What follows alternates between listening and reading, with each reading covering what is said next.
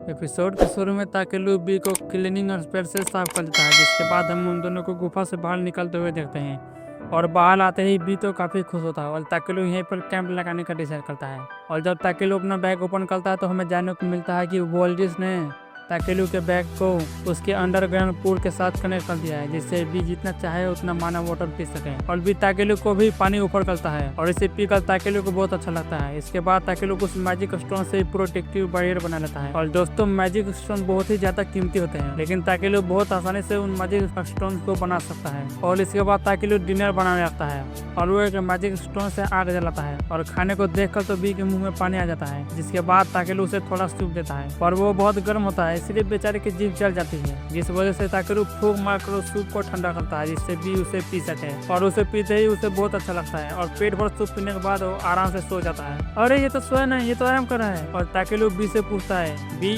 अपने पिता से दूर होने के बाद तुम्हें अकेला महसूस नहीं होता? पर बी उससे चिपक जाता है, यानी जब तक ताकेलू उसके साथ है वो अकेला नहीं है। ताकेलू देखता है बी अभी बच्चा है, फिर भी उसकी रैंक बी है। ताकेलू बी से कहता है, देखो बी, भले तुम मुझसे ज्यादा ताकतवर हो, पर भूलो मत मैं तुमसे बड़ा हूँ, कोई भी गलत काम नहीं करोगे। ये सब सुनकर तो वो बेचारा सो ही जाता है। ताकेलू कहता है, मुझे क्यूट पार्टनर चाहिए था, कहीं उस गोड ने यही तो नहीं दे दिया? लेकिन ताकेलू कहता है, पर मुझे तो लड़की चाहिए थी। अगले दिन वो दोनों पहाड़ी का चढ़कर ऊपर आ जाते हैं और देखते हैं जो जंगल रात के वक्त डरावना दिखता था वो सुबह कितना सुंदर है। इसके बाद ताकेलू डिसाइड करता है कि वो यहाँ कुछ मटेरियल्स इकट्ठा करेगा, लेकिन तभी बी डरकर भागते हुए ताकेलू के पास आता है। ताकेलू अपने सर्च स्किल से देखता है उनके सामने काफी सारे मॉन्स्टर्स हैं। ताकेलू कहता है, इन मॉन्स्टर को मारकर तो मुझे काफी कीमती आइटम मिल सकते हैं। लेकिन अगले ही पल उनके सामने रॉक फैल्कन आ जाता है, जो सी रैंक का है, जिसे देखकर तो बी की तो फट जाती है। पर ताकेलू सोचता है, वोल्डेज के सामने थे तो बच्चा रहता है। लेकिन तभी उसे पता चलता है कि इस मॉन्स्टर का मीट बहुत ही स्वादिष्ट होता है,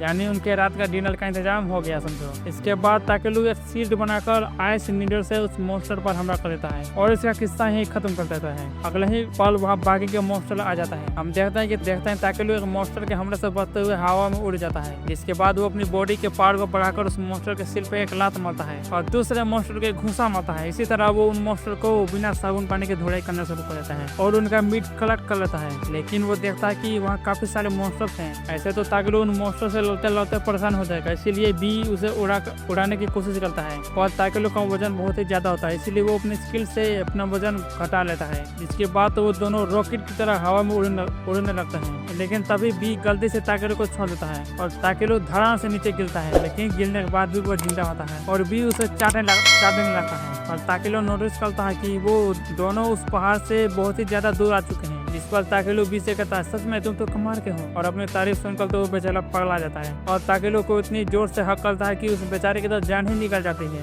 जिसके बाद वो दोनों टोर्मी विलेज की ओर चलना शुरू कर देते हैं, जो यहाँ से 1 दिन की दूरी पे है। और हमें जानने को मिलता है कि ताकेलू के पास जो लकड़ी का टुकड़ा है वो एक फेमस ट्री या दरासिर से है, तो बी उसे फूंक मारकर उसे बड़ा कर देता है। और दोस्तों, ताकेलू को तो कुछ समझ ही नहीं आता अब इस बड़ी छड़ी का क्या करे। तभी जंगल से अजीब आवाजें आने लगती है और उस आवाज को सुनकर बी जंगल की ओर चला जाता है और ताकेलू भी उसके पीछे दौड़ता है और देखता है कि बी एक पेड़ के पास है। ताकेलू सोचने लगता है आखिर वो क्या होगा और वहाँ कर देखता है कि वहाँ एक लड़की होती है जो एक एल्फ होती है, जिसकी हालत तो बहुत ही खराब होती है। ताकेलू को लगता है कि उस पर जरूर किसी मॉन्स्टर ने हमला किया होगा, लेकिन तभी उसके पेट से जोरदार आवाज आती है और ये आवाज सुनकर ताकेलू समझ जाता है कि ये तो भूखी है, वो भी कई दिनों से। इसीलिए ताकेलू उसे पानी देता है और फिर भी उसके पेट से आवाज आने लगती है, यानी वो अभी भूखी है। इसलिए ताकेलू अपना लंच बॉक्स उसे दे देता है, जिसे खाकर तो वो एंजिल की तरह उड़ने लगती है और उसका माना भी वापस आ जाता है। ताकेलू उससे पूछता है, वैसे तुम्हारा खाना खत्म कैसे हो गया? गाँव तो यहाँ से 1 दिन की दूरी पे है। जिससे वो बताती है कि जल्दी में होने के कारण वो खाना पैक करना भूल गई। ताकेलू को उससे गंदी बदबू आ रही थी। मैं कई दिनों से एडवेंचर पर हूँ, तो अच्छे से खुद को साफ सफाई करने का मुझे टाइम ही नहीं मिला। अब मुझे चलना चाहिए, मैं तुमसे फिर कभी मिलूंगी। ये कहकर वो वहाँ से 9 तो 11 हो जाती है और ताकेलू उसे देखता रहता है। इसके बाद ताकेलू मटेरियल से इकट्ठा करने लगता है और जाने लगता है। तभी उसके सामने एक कैरेट दिखाई देती है और इस कैरेट को घोड़ा नहीं बल्कि एक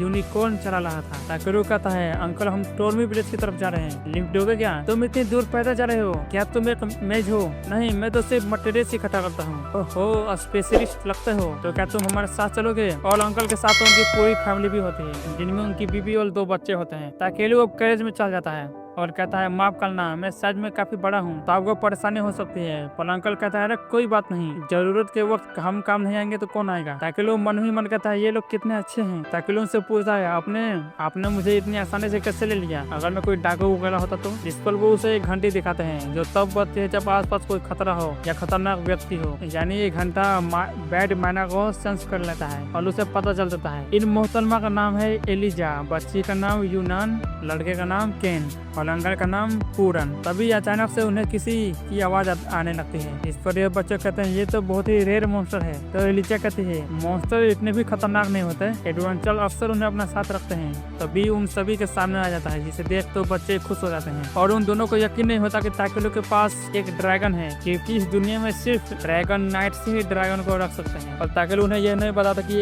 एंशिएंट ड्रैगन का बच्चा है। अब रात के वक्त वो सभी एक जगह कैंप लगाते हैं और ताकिलो उन्हें बताता है कि अगर कोई मॉन्स्टर उनके आसपास आए तो भी उन्हें बता देगा। और उन सभी को एक ड्रैगन की काबिलियत पर पूरा भरोसा होता है। एलिजा सबके लिए डिनर बनाने वाली थी पर ताकिलो कहता है अगर आपको बुरा ना लगे तो मैं डिनर बना लूं। इसके बाद ताकिलो अपने मैजिक बैग से डिनर की सामग्री निकाल लेता है और वो सभी के लिए खाना बनाने लगता है, जिसे खाकर तो बच्चे बहुत ही खुश हो जाते हैं और जन्नत क्लब मीन्स जन्नत में पहुंच जाते हैं। यहाँ तक कि पूरन तो खाना खाकर रोने लगता है और उसे रोते हुए देख ताकिलो हंसने लगता है और पूरन ताकिलो की तारीफ करता है। इसके बाद वो सभी गाना गाने लगते हैं और लोग सभी काफी एंजॉय करते हैं, हुए डांस करते हैं और सो जाते हैं। सोते हुए ताकिलो सोचता है पिछली जिंदगी में मैं हमेशा अकेला रहा, उसकी जिंदगी में ऐसा कोई नहीं था जिसके साथ वो खाना खा सके और बातें कर सके। पर इस स्काई लाइफ में वो बहुत ही खुश है और आसमान की तरफ देखते हुए वो सो जाता है। और ये एपिसोड यही खत्म होता है। वीडियो पसंद आए तो वीडियो को लाइक कर, चैनल को सब्सक्राइब जरूर कर लें और कमेंट में जरूर बताएं कि आपको वीडियो कैसा लगा। तब तक के लिए बाय।